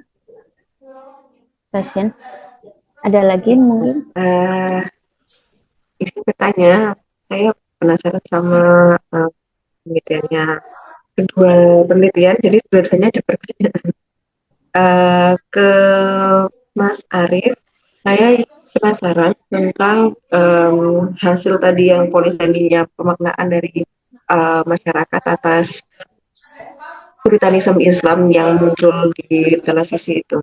Tadi ada beberapa makna kan yang akhirnya diresepsi masyarakat terhadap tayangan-tayangan puritanisme Islam ini. Kalau boleh tahu seberapa lebih banyak yang mana gitu. Tadi kan secara sekilas Mas Arief tuh jelaskan ada yang menolak keras, ada yang kemudian terhegemoni, kemudian ada yang bernegosiasi. Kalau dari hasil penelitiannya Mas Arief gitu, lebih banyak yang mana gitu? Kalau boleh tahu setidaknya kalau kita bisa melihat oh ternyata dia berhasil menghegemoni karena ada banyak yang akhirnya bergeser mengatakan bahwa ini syirik atau malah ternyata resistensi lebih kuat sehingga lebih banyak yang menolak ya. Seperti itu. Kalau untuk Mas ngomong-ngomong Mas, selain Bali TV itu juga ada Trisanje sebagai yang nonton Bali TV. Trisanje ini mirip azan, jadi di jam 12, jam 6 sore juga ada itu kayak panggilan untuk teman-teman Hindu untuk waktunya ibadah gitu. Untuk pertanyaannya adalah kenapa kemudian ADTV? Meskipun tadi secara sekilas Mas Budi sudah menceritakan alasan kenapa ADTV. Saya sebagai yang nonton ADTV malah merasa kok kayaknya lebih apple to apple kalau pembahasannya itu Jogja TV gitu Mas. Kalau ADTV kan rasanya memang kelihatan TV dakwah gitu. Bahkan presenternya pakai hijab dan lain sebagainya. Kadang kalau kita misalnya mau bicara tentang culture sphere, misalnya kalau kita mau perbandingan budaya tradisional dan budaya tradisional, karena kita bicara Ajak Bali itu kita juga akan bicara tentang bagaimana budaya tradisional Bali berusaha untuk kuatkan di masyarakat. Kenapa nggak Jogja TV aja yang lebih ke jelas bukan televisi agama gitu, bukan televisi dakwah gitu Mas. Lebih memang kayak membawa nilai-nilai budaya secara kalau baca di Google ya memang kayak misi-misinya sangat budaya gitu. Terima kasih banyak. Baik, terima kasih. Sudah ada 2 penanya dan 3 pertanyaan. Mungkin ada lagi yang mau bertanya. Kalau tidak ada, boleh silahkan mungkin Mas Arif dulu atau Mas Puji untuk menjawab pertanyaan teman-teman tadi. Ya, baik Mbak Siti Mahmia, terima kasih. Izin ya Mas Puji ya, duluan ini. Ini pertanyaan-pertanyaan yang sangat menarik ya. Ini yang pertama dari Mas Fikri dari ONS, ini bagaimana di sana kemudian pada saat penelitian apakah ditemukan juga misal masyarakat yang memang masih derek kiai begitu ya. Justru memang inilah salah satu yang jadi temuan utama saya jadi di situ Mas Fikri. Jadi begitu penelitian sebenarnya saya punya apa namanya rasa keingintahuan. Biasanya kan orang itu akan mengkonsumsi tayangan sesuai dengan preferensinya ya kan. Nah, di situ saya lihat memang ada situasi yang kontras. Yang pertama adalah secara sosiokultural mereka itu bercorak Jawa Islam begitu ya, atau Islam Jawa. Tetapi yang dikonsumsi itu tayangan yang jauh dari secara sosiologis jauh dari kultur mereka begitu. Jadi saya ingin tahu kenapa bisa mengkonsumsi tayangan itu padahal itu tidak inline dengan kehidupan mereka sehari-hari begitu. Jadi ternyata itu jawabannya sangat sederhana pada saat itu ketika saya tanyakan, kenapa Bapak Ibu misal mengkonsumsi tayangan yang disebutkan tadi, misal Damai Indonesiaku maupun Siraman Kolbu begitu ya. Kalau Siraman Kolbu itu kan pagi ya, kalau tayang itu setiap hari jam 5 pagi sampai dengan jam 6 pagi. Jadi iya, apa namanya informannya itu memang rata-rata yang mengkonsumsi tayangan itu adalah ibu-ibu. Jadi ibu-ibu pagi dan sebagian memang bapak-bapak, tapi mayoritas ibu-ibu. Jadi mereka menjawab dengan sangat sederhana. Mas di kita itu kalau misal pagi setelah kita sholat subuh itu tidak boleh tidur lagi. Jadi sambil apa namanya mengerjakan tugas-tugas rumah tangga, membersihkan rumah dan seterusnya, kita itu sambil menyetel televisi. Jadi meskipun mereka tidak menonton langsung, tapi mereka cuma mendengar suaranya saja, gitu katanya. Dan kalau dalam istilah Jawanya itu kalau kita tidur lagi setelah sholat subuh itu rezekinya dipatok ayam. Betul atau tidak itu masih berkembang di masyarakat Jawa. Jadi kemungkinan apa namanya pesan-pesan lokal itu masih ada. Jadi mereka menonton tayangan televisi itu sebenarnya yang tadi disebutkan tadi bukan sebagai salah satu referensi utama, tapi justru sebagai apa namanya aktivitas yang bersifat rekreatif begitu. Jadi meskipun mereka kemudian mengkonsumsi tayangan itu sebagai salah satu pengetahuan, sumber pengetahuan ya, yang berasal dari televisi, tetapi pengetahuan itu kemudian tidak diaplikasikan ke dalam praktik keberagamaan mereka sehari-hari begitu. Jadi mereka itu tetap kalau misal ada acara kenduren ya tetap ikut menderek kiai. Kalau acara bersih dusun misal merti dusun mereka ikut. Terus kemudian kalau misal ada acara nguras enceh misal mereka ikut. Bahkan acara nguras enceh itu memang setahun sekali itu orang berebut mengambil apa namanya air yang berasal dari kendi itu karena air itu dianggap air yang suci begitu. Jadi eh, dan kepercayaan itu kan sangat kontras sekali dengan Islam Puritan yang memang apa ya menganggap sesuatu atau benda bertuah itu atau memiliki apa namanya nilai magic spiritual itu sebagai sesuatu yang bersifat apa namanya mencekutukan begitu ya. Jadi menyekutukan Tuhan atau kekuatan-kekuatan gaib lain yang memang bisa menandingi kekuatan Tuhan. Jadi disitulah kemudian yang menjadi apa namanya eh, temuan yang saya anggap sangat, sangat paling berpengaruh di situ. Jadi meskipun mereka mengkonsumsi, tetapi mereka hanya menganggap itu sebagai batas pengetahuan. Jadi tidak sebagai sebuah tindakan atau sikap begitu. Itu Mas Fikri. Terus kemudian memang di sana pengaruh kiai lokal itu sangat kuat ya. Jadi di sana itu ternyata kiai pun ada jenjangnya, ada dua jenjang setidaknya. Yang pertama itu kiai host namanya. Yang kedua itu namanya rois. Nah, kiai host ini dia biasanya sebagai imam di masjid-masjid. Jadi di sana itu kurang lebih ada 15 masjid. Bayangkan, satu satu kelurahan itu punya 15 masjid. Memang masjid besarnya ada 7. Nah, musola dan langgarnya itu ada 8. Jadi satu kelurahan biasanya kalau di tempat saya di sini itu paling banyak itu satu kelurahan itu hanya 2 masjid. Tapi di sana itu satu kelurahan 7 masjid. Jadi masjid-masjid besar yang memang dilakukan untuk kegiatan sholat Jumat ya. Jadi itulah salah satu apa namanya yang menarik. Terus kemudian di sana itu ada namanya rois. Nah, rois ini ada per RT. Jadi rois itu kalau misalnya ada orang yang akikah, ada orang yang apa namanya, ada kematian, upacara kematian, begitu ya. Ada yang 7 hari, 40 hari, begitu. Kemudian 100 hari itu rois biasanya yang turun. Jadi upacara-upacara kecil itu dikepalai oleh rois. Jadi rois ini dalam tanda kutip kiai kecil. Nah, disitulah kemudian pembagian struktur secara keagamaan lokal itu kemudian dibagi begitu. Jadi rois itu tidak akan naik memimpin upacara ketika upacaranya terlalu besar. seperti tadi merti dusun, selamatan, begitu ya, dan seterusnya. Tapi kalau sudah skalanya skala rumah tangga, skala dusun, begitu baru dikepalai oleh Rois. Itu mungkin Mas Fikri. Terus kemudian untuk Mbak Saroh ya. Jadi kalau misalnya kita lihat memang sekarang ini pergeseran apa namanya audiens, terutama subjek yang mengkonsumsi televisi, kalau yang saya temukan dari penelitian itu ya di Ukir Sari itu rata-rata memang sekarang dalam posisi yang negosiasi. Jadi sudah sangat sedikit sekali orang yang memang bisa memainkan peran sebagai subjek beyond atau orang yang memang bisa menciptakan makna baru, karena memang dibutuhkan apa namanya sumber daya kultural yang tinggi. Jadi saya sebut saja misal yang terdekat yang memang dikenal oleh KBM, misal Pak Bayu. Jadi Pak Bayu itu kalau saya ambil sebagai contoh ya, itu merupakan subjek beyond. Jadi orang yang memang sudah bisa menciptakan makna baru. Jadi sudah mendapatkan banyak sekali apa namanya perangkat-perangkat kebudayaan yang kemudian bisa menyaring. Jadi bukan hanya dia meresistensi, tetapi kemudian menciptakan makna baru. Yang tadi saya sebutkan dicontoh sebagai apa namanya sebagai gambaran adalah ketika orang meminta sesuatu tapi melalui perantara. Jadi misal contoh kita ingin bertemu dengan presiden. Jangan presiden lah terlalu jauh. Mungkin kita ingin bertemu dengan lurah begitu ya. Kan secara fungsional kita tidak bisa langsung ketemu dengan lurah, tetapi kita harus menggunakan perangkat lurah. Misal kita harus ke kantor, bertemu dengan staf, mau instruksi, baru kemudian kita bertemu dengan lurah. Kita anggap saja asumsi seperti itu digunakan juga untuk dalam konteks kita meminta kepada Tuhan. Jadi karena memang kita melihat sebagai hamba yang memang jauh dari Tuhan dalam tanda kutip ya jauh dari Tuhan itu, maka kemudian kita memerlukan media perantara.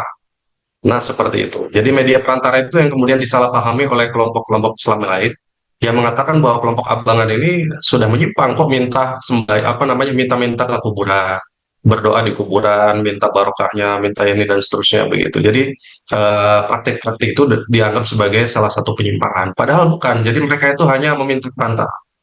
Ini yang saya temukan juga di sana itu yang menarik karena waktu penelitian itu saya tampilannya dalam tanda kutip seperti mahasiswa. Jadi Bapak Ibu di sana itu di Ukir Sari itu enggan untuk bercerita. Jadi saya mengganti style saya menggunakan kaos oblong, menggunakan sendal jepit, pokoknya celana yang belel dan seterusnya. Terus saya tidak membawa apa-apa, artinya tas pun memang hanya kuesioner saja begitu ya. Kemudian saya bercerita bahwa saya ini ingin mengetahui bagaimana apa namanya masyarakat di sini kemudian berperilaku atau menjalankan apa namanya keyakinan agamanya gitu ya. Karena saya melihat dulu waktu membaca literatur dan seterusnya itu seolah-olah mereka itu Islam Jawa ini sudah keluar dari Islam. Ketika misal saat sholat Jumat begitu ya, saya waktu itu berkunjung ke sana kebetulan hari Jumat, saya ikut sholat di Masjid Giriloyo itu salah satu masjid tertua. Jadi saya sendiri satu-satunya jamaah yang menggunakan kaos oblong dan celana panjang. Jadi saya mikir-mikir ini saya sangat malu. Jadi karena anu ya, saya melihat jamaah yang lain itu sangat rapi menggunakan kopiah. Terus kemudian tidak ada yang menggunakan baju putih, jadi menggunakan baju batik-batik dan kain sarung tentu saja sebagai simbol masyarakat Islam tradisional ya. Terus kemudian saya merenung, jangan-jangan kesopanan mereka untuk menghadap Tuhan itu lebih tinggi dibanding kita yang dianggap orang yang dalam tanda kutip berpendidikan. Jadi sangat tidak sopan sekali saya menghadap Tuhan saya dengan pakaian oblong begini dan itu bagi masyarakat kota hal yang biasa, bagi masyarakat Puritan hal yang biasa karena konsepnya adalah menutup aurat. Tapi sangat pantang bagi masyarakat Islam Jawa menghadap Tuhannya dalam tanda kutip dengan pakaian yang sembarangan. Jadi memang ada pakaian khusus yang mereka gunakan meskipun mereka baru pulang dari ladang dan seterusnya begitu ya. Mereka mandi terus kemudian mereka baru ikut melakukan ritual sholat Jumat.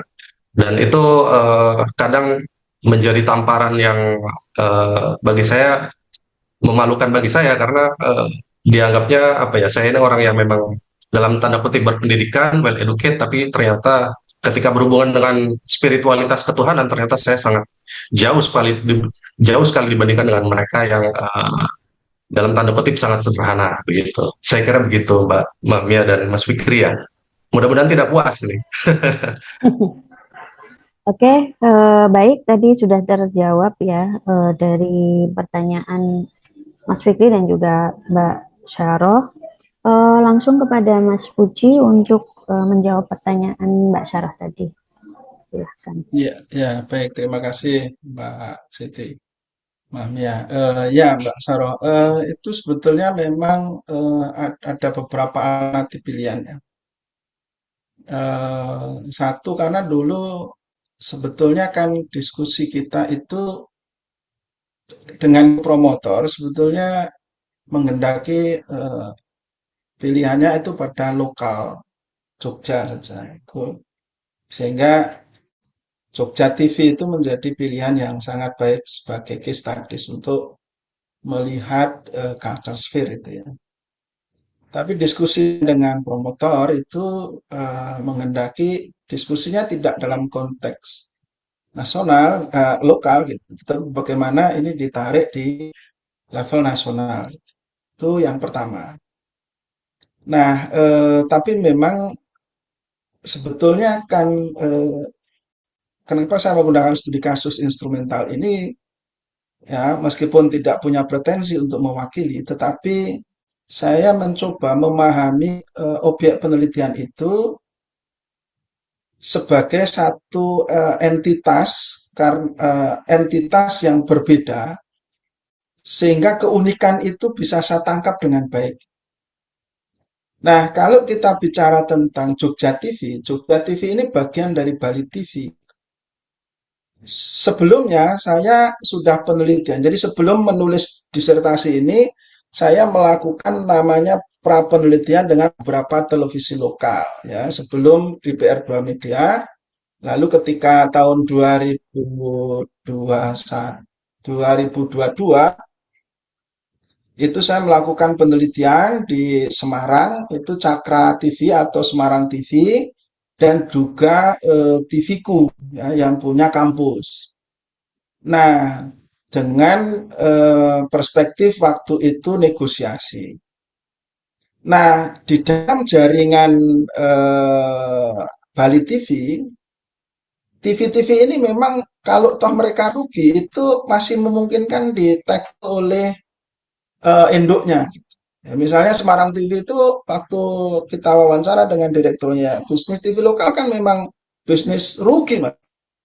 Ya, tapi ya bagaimana owner ini? Karena ini kan memberi proyek ya, proyek untuk membangun, memberi ruang budaya lokal. Sehingga saya tidak memilih Jogja TV karena sebagai sebuah entitas ekonomi, tantangannya jauh lebih tidak kompleks dibandingkan dengan Adi TV. Itu yang pertama. Lalu yang kedua, saya membayangkan juga, mungkin seperti yang dibayangkan Mas Arif, ini karena co-promotor kita kan sama ya, bahwa di dalam ADTV itu juga ada pertarungan nanti antara budaya Jawa dengan budaya Islam. Nah, sehingga kalau ini soal konstruksi budaya pendekatannya, ya di luar ekonomi politik itu, yang ini juga menentukan bangunan program-program budayanya, sehingga ADTV itu tantangannya jauh lebih kompleks. Dan pada akhirnya betul 31 Mei ADTV itu tutup, nah, meskipun sekarang kalau saya dengar diambil alih oleh Amikom ya.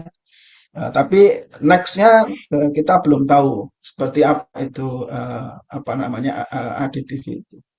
Nah, kalau Bali TV itu sudah jelas kalau itu hanya akan beda programnya saja. Kalau Bali TV programnya budaya Jawa, kalau Jogja TV programnya budaya Jawa, Bali TV programnya adalah Bali budaya Bali gitu. Tapi misi dan anunya sama gitu.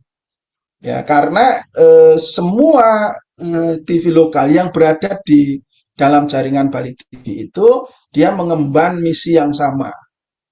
Mereka punya ambisi mengepung pusat dari daerah melalui program budaya. Sebetulnya itu ambisinya itu. Meskipun babak belur juga gitu ya, karena ternyata TV-TV lokal ini kan sulit sekali untuk berkembang secara ekonomi. Nah, bagaimana kalau dia berkembang secara ekonomi, itu juga sulit mengembangkan program-program budaya.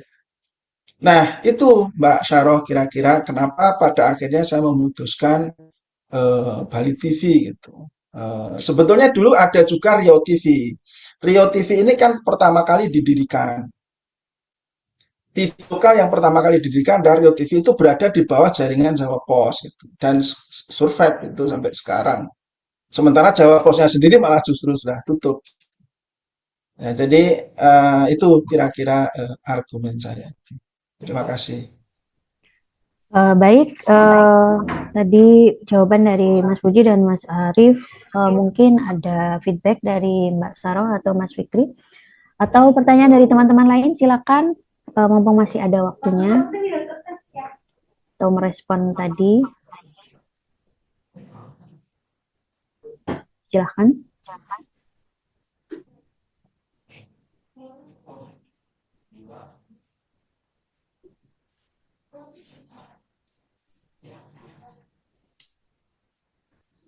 Mungkin bisa raise hand lagi teman-teman.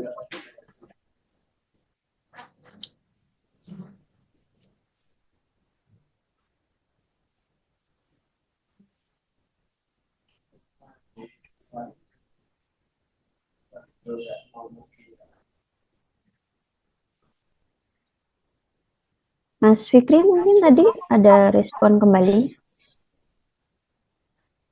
Saya kira cukup, Mbak Siti. Terima kasih untuk Pak Arif atas jawabannya. Oke, baik. Teman yang lain mungkin. Sambil menunggu teman yang lain. Jadi kalau dari jawaban tadi Mas Arif ya terkait komunitas NU dan Muhammadiyah dan juga sentimen panutan tadi, informan itu lebih ke mereka sebenarnya tetap manut ya pada kiainya, tapi juga menikmati atau meresepsi tayangan tadi hanya sekedar meresepsi saja atau hanya sekedar menonton saja gitu ya Mas Arif ya.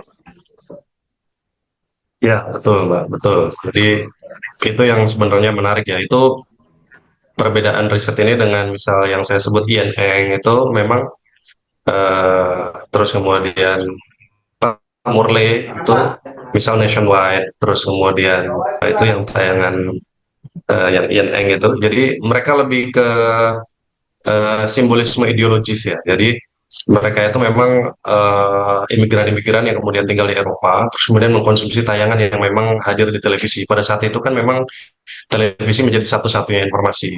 Nah, sekarang ini televisi bukan satu-satunya sumber komunikasi atau informasi, tapi banyak varian media lain. Tetapi masyarakat ternyata masih banyak yang mengkonsumsi tayangan televisi. Jadi, sebagian juga informan itu mengatakan bahwa mereka itu bukan hanya menonton televisi, tapi juga mengkonsumsi tayangan YouTube misalnya, yang bernuansa ceramah seperti itu. Memang kelemahan dari riset saya salah satunya adalah tidak memotret secara keseluruhan. Jadi informan saya itu rata-rata memang berusia 25 sampai 50 tahun. 25 sampai 50 tahun. Nah, saya melihat memang ada pergeseran budaya untuk masyarakat atau penduduk yang memang berusia di bawah itu. Jadi di bawah usia 25 tahun itu sudah saya tanyakan memang mereka sudah mulai jarang berinteraksi dengan TV. Jadi lebih banyak menggunakan media gadget ya. Jadi menggunakan handphone dan seterusnya. Jadi ketika itu masuk dalam studi saya, mungkin tidak termasuk dalam informan. Nah, masalahnya mungkin perluasan nanti ke depan riset itu memang apakah ini masih menjadi sebuah kajian yang bisa diteruskan begitu mengingat memang pergeseran pemirsa TV ini semakin ke sini semakin banyak berkurang. Yang tadi disebutkan Mas Puji misal di TV sudah mulai tutup ya Mas ya, sudah tutup malah di take over oleh Amikom, terus kemudian juga eh, Jawa Pos TV juga tutup begitu, Net TV tutup dan beberapa stasiun televisi yang lain juga memang sepertinya sudah mulai sekarat begitu ya. Jadi ini adalah memang disrupsi media yang memang mengganggu mereka yang dulu existing menjadi raja media begitu. Jadi TV sudah mulai ditinggalkan. Hanya saja memang berpindahnya platform TV menjadi smart TV itu menjadi salah satu solusi. Hanya saja memang terkendala mungkin dalam hal eh, kapitalnya, permodalannya mungkin seperti itu yang disebutkan Mas Budi. Oke, baik. Saya boleh bertanya, Mbak? Oke, silakan Mas Puji. Ya, Mas Arif, saya tertarik dengan tadi model pembacaan keempat itu ya. Tapi mungkin saya lebih bisa diberi gambaran sebetulnya apa yang membuat dia harus disebut sebagai subjek beyond dia. Ya, Dan tidak bisa dimasukkan ke dalam kategori oposisi gitu. Iya, Ya, saya betul. kira ini pembacaan yang menarik itu ya, karena selama Iya, ini kan kecenderungan orang meneliti resepsi kan dia berhenti pada 3 pembacaan itu, gitu. Nah, sehingga saya apa namanya akan sangat berterima kasih kalau misalnya kenapa Sabion itu tidak bisa dimasukkan di dalam, meskipun tadi sudah disinggung ya, tapi saya kok belum punya gambaran yang agak anu ya. Karena saya kebetulan agak cari set audience di UI itu, jadi penasarannya lebih tinggi itu. Terima kasih. iya. Ya, baik. Ini pertanyaan menarik sebenarnya Mas Puji. Jadi, secara teoretik memang saya mendapatkan kritik ya, karena studi resepsi itu dia teksnya harus spesifik. Jadi waktu itu dalam satu ujian itu biasanya teks itu dia spesifik satu topik gitu ya, satu tema. Hmm, Tapi memang dulu hal itu seperti itu memang. Jadi satu topik. Misal contohnya di situ dalam teks dalam tradisi Sausurian itu kan memang kita melihat teks itu ingin menyampaikan apa? Misal terkait ideologi maskulin kah atau ideologi domestik kah gitu ya dan seterusnya. Tapi saya melihat tayangan televisi yang tadi dicontohkan itu sebagai salah satu teks besar begitu. Jadi tidak teks yang bersifat spesifik. Yang ditanyakan Mas Puji tadi mengenai kategori keempat ya, subjek beyond itu ya. Jadi memang subjek beyond ini sebenarnya lebih mirip kalau misalnya kita tidak teliti itu lebih ke kategori oposisional. Tapi oposisional ini hanya sebatas menyangkal begitu ya. Jadi menyangkal tapi tidak menciptakan makna baru. Jadi contohnya yang tadi yang saya sebutkan itu makna baru itu mereka itu mengcounter makna itu tapi dengan memunculkan makna baru. Jadi misal dia tidak setuju dengan pandangan itu, oposisional kategorinya, tetapi dia memunculkan alternatif baru yang menurut kerangka kultural mereka, begitu. Jadi yang tadi disebutkan misal eh, biasanya orang yang oposisional ini memang tidak mengkonsumsi, jadi mereka langsung menolak. Studi yang sebenarnya menarik itu dulu dilakukan oleh Fiksada. Jadi dia studi mengenai apa namanya kampanye di media sosial ya, kampanye pilpres waktu itu. Jadi kelompok yang pro calon A itu tidak akan mengkonsumsi media yang pro calon B dan seterusnya begitu. Tapi di kita ini semua semua media itu hampir semuanya dikonsumsi hanya dengan variasi yang berbeda. Nah, konsumsi dari media itu tidak berdampak, justru malah tidak ngaruh gitu. Jadi kalau obat itu diminum tidak ada efeknya gitu. Jadi itulah yang menyebabkan orang-orang di sana meskipun dia mengkonsumsi, dia meresistensi, tapi dia juga menciptakan makna baru. Jadi makna baru di sini adalah makna yang memang dalam tradisi sehari-hari yang mereka lakukan. Misal yang tadi yang disebut perewangan itu. Jadi saya juga memang apa namanya menyinggung mengenai ada beberapa tempat keramat di situ ya, Mas Puji. Atau teman-teman mumpung yang berada di Jogja, silakan berkunjung. Di situ ada makam keramat dan situs keramat. Jadi situs keramat itu barang siapa yang bisa berdoa di situ, niscaya keinginannya akan terkabulkan. Bagi kita yang memang sudah terpapar oleh kerangka ideologi yang bersifat rasional, itu tidak akan mungkin ya, itu mistik. Tetapi kalau misalnya kita kaca dengan pandangan spiritualitas, itu justru akan ada pandangan yang lain. Sama seperti yang apa namanya selama ini kita apa namanya dalami, mungkin kita terlalu berpikir rasional, segala sesuatu itu harus dirasionalkan. Tetapi dalam satu sisi ada juga sesuatu itu tidak menggunakan rasional, akal rasional begitu, tapi menggunakan proso atau perasaan. Makanya orang Jawa itu senantiasa atau misal orang kita ya orang Timur itu saya rasa. Memang betul, bukan saya pikir begitu. Jadi memang rasa itu lebih kuat dilakukan oleh orang Jawa. Misal contoh dalam hal membersihkan jiwa, orang Jawa itu percaya dengan puasa.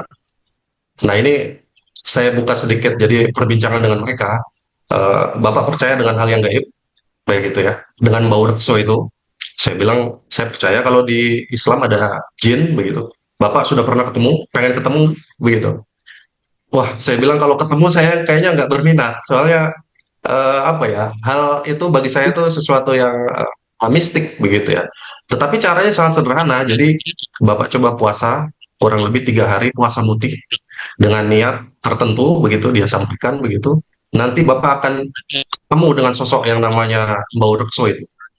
Jadi Itulah yang kemudian menjadi nilai hasanah lokal yang dikembangkan dan itu mengcounter. Jadi mereka punya narasi sendiri yang kemudian diungkapkan oleh orang yang berada di luar komunitas mereka begitu. Jadi kenapa juga Nyi Roro Kidul itu kenapa bajunya warna hijau? Jadi warna hijau itu ternyata identik dengan warna Islam. Jadi Nyi Roro Kidul adalah salah satu pihak yang terislamkan begitu.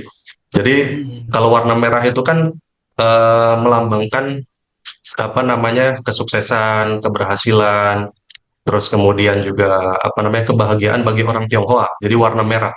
Tetapi warna merah bagi orang Islam itu cenderung negatif. Jadi warna merah itu lebih identik ke neraka begitu dalam tanda kutip. Dan warna hijau itu cenderung ke Islam karena teduh dan seterusnya. Karena di Al-Quran juga ada. Besok penduduk surga itu menurut Al-Quran itu akan menggunakan sutra berwarna hijau. Nah, saya menduga Nyi Roro Kidul ini didandani oleh kelompok-kelompok Islam tertentu yang memang menginginkan adanya sinkretisme Islam ke dalam tradisi kebudayaan masyarakat Jawa. Jadi dengan melihat itu sebagai simbol apa, apalagi kalau misal ada simbol kebudayaan itu yang pantai selatan Gunung Merapi, apa namanya sumbu filosofis itu, saya melihat bahwa memang kekuasaan Islam ini menjangkau Nyi Roro Kidul itu sebagai subjek yang sudah diislamkan dalam bentuk simbolik. Begitu Mas Puji. Jadi subjek keempat ini dia menciptakan makna baru yang berasal dari apa namanya kekayaan hasanah kultural yang mereka miliki sehingga bisa mengcounter pendapat yang memang tidak sejalan dengan apa yang mereka lakukan selama ini.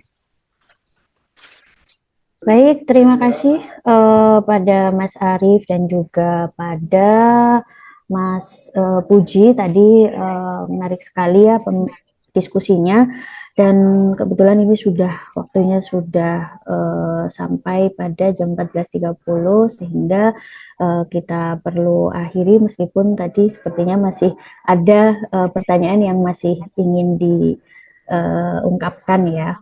Namun dari pemaparan Dr. Puji dan juga Dr. Arief mengenai televisi lokal, jadi ternyata masih aktifnya audiens yang sangat mempengaruhi bagaimana TV lokal tadi, TV lokal dapat mempertahankan eksistensinya ya, dan juga bagaimana cultural spirit masih menjadi hal yang berpengaruh terhadap dominasi struktur pasar dan juga ekonomi politik ya. Dan tentang masyarakat Islam dan Jawa ya, tadi penelitian dari Mas Arief, jadi ini membuktikan bahwa audiens atau penonton bukanlah penonton yang pasif dan mereka aktif dalam resepsi ya. Baik, terima kasih untuk pemaparan kedua narasumber yang keren kali ini. Sebelumnya saya mohon maaf sebagai moderator jika ada kekurangan dan kesalahan, dan juga terima kasih kepada Mbak Saroh yang sudah memandu ya tadi membuka acara ini, dan saya kira acara ini sangat penting sekali ya untuk terutama untuk mahasiswa-mahasiswa KPM yang sedang mengerjakan disertasinya, karena dulu pas disertasi itu juga rasanya kita butuh teman untuk sharing. Seperti itu mungkin dari saya tutup. Wassalamualaikum warahmatullahi wabarakatuh.